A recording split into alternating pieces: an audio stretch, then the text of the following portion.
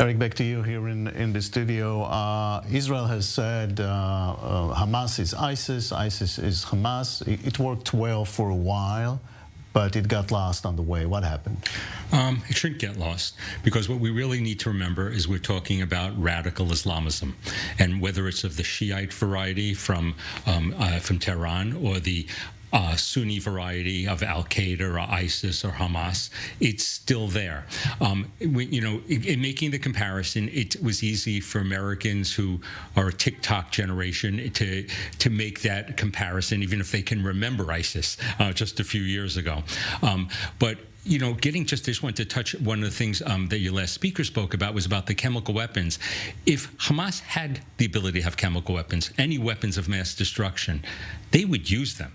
They would commit a genocide that's there. So having that there, but the last speaker also talked about, and you asked about accountability. Assad is being welcomed back into the Arab League. This is a guy who used chemical weapons multiple times.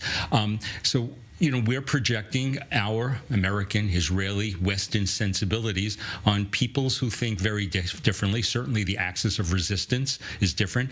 And even if it's not purely religious, like with the Chinese, it puts a thumb in America's eye, so they will align with them as long as it's in their interest.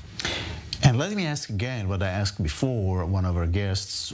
Is there a point where this will change, the American reaction mainly?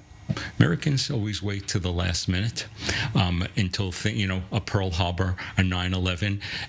The handwriting is on the wall here regarding Iran. It's been there for a very long time.